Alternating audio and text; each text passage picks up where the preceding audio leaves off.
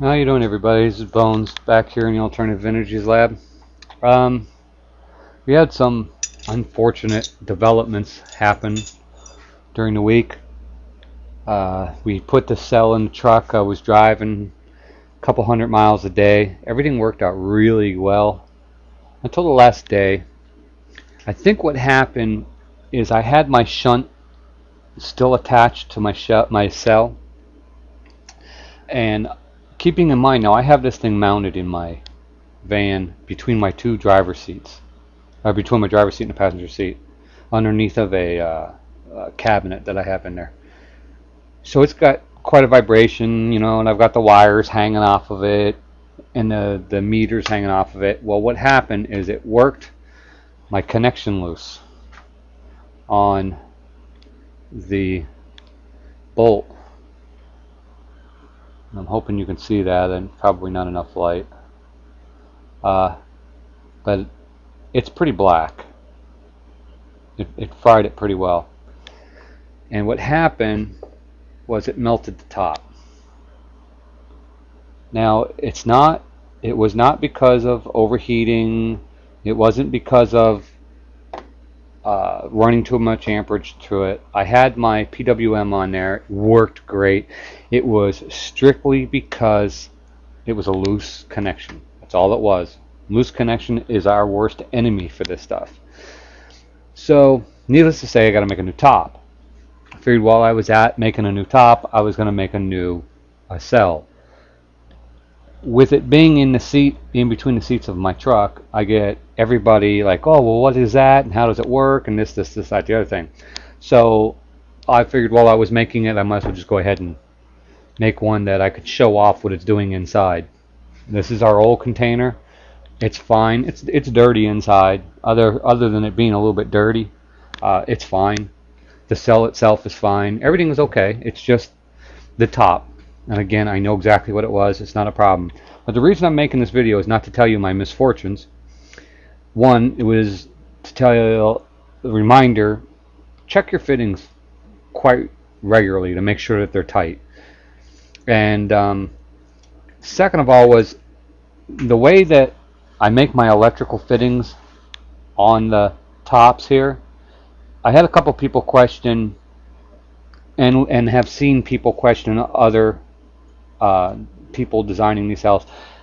The biggest problem is leaks at the bolts. They try putting all kinds of silicone around here and everything, and it still leaks at the bolt. What I found, and it works fantastically, is I drill myself a 1/4 inch hole so my bolt's not real sloppy in there. I want it in there, but I don't want it real sloppy in there. Then what I do is I take myself a countersinking tool or a reaming tool, whatever you want to call it. You call it as if you wish. And I just put it in my drill, and I give myself a little bit of a pocket right here. I just drill a little bit, just not much, just enough to put an indentation in the top. You can see it there. Now there's a reason for that. I've tried putting O-rings in there, washers in there, nothing ever works. I've tried covering it with silicone before I put it down. Well, what I do here is I take this little O-ring now.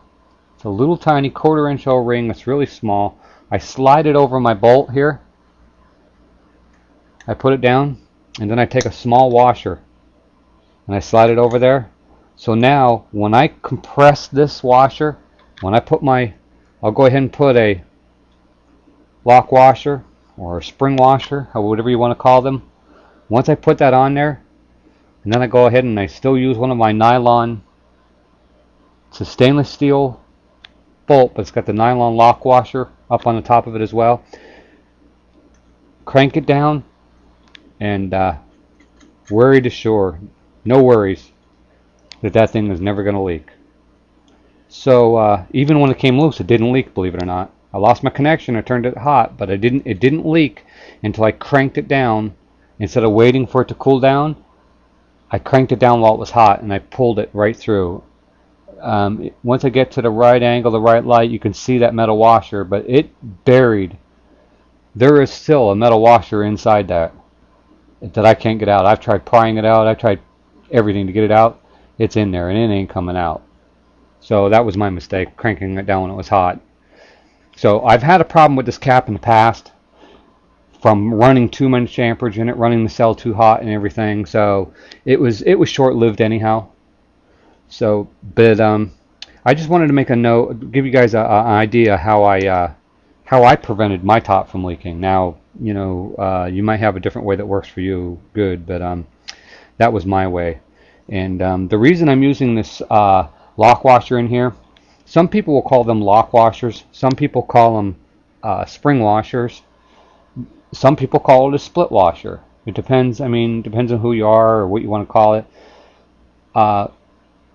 Being that it is split like that, it almost represents a spring, but the characteristics of it also give it a spring effect. So this way, if it loosens up just a hair, this will help keep tension on it. So we don't have to worry about losing our seal there.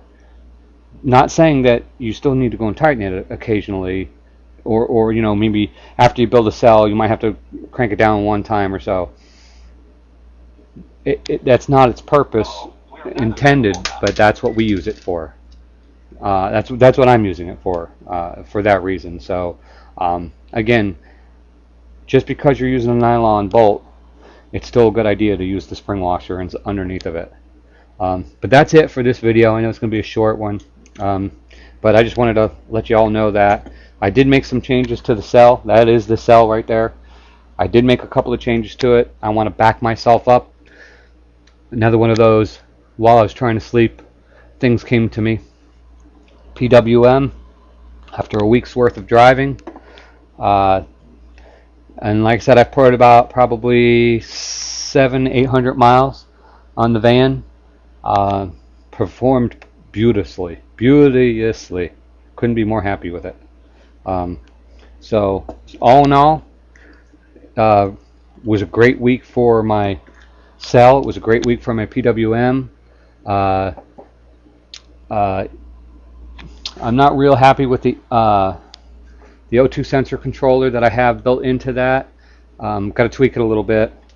I don't know what else to tell you other than we'll see how it goes when I get it all put back together again. Oh, one more note I do want to make. I was pretty impressed. 650 miles, 700 miles, and I used about 150, 175 milliliters of water for the whole trip. So I was pretty impressed with that. Now I've got my PWM set at 10 volts, 14 amps, and I've got a production of 800 milliliters a minute with that setting with our cell. Made a 6.3 mile per gallon difference in the minivan. So that's a 40% increase to what I was getting. So really happy with the results. Really happy with the results. Like I said, I've made a little bit of improvements to, well, hopefully it's improvements to that cell. I made another cell that I'm going to go ahead and put into another system, and I'm going to test it out. Added a couple more plates to it, see if I can lower my heat a little bit. Obviously, I'm not going to argue if I get more production, but that's not my goal. My goal is to try and cut down the heat, even though the cell never reached over 140 degrees. I would love to get my cells no hotter than 120 inside the truck. Now, underneath the hood, obviously, it's going to be warmer than that. Keeping in mind, if we have them underneath the grill, it'll keep them cooler under the grill with the wind blowing against it as well.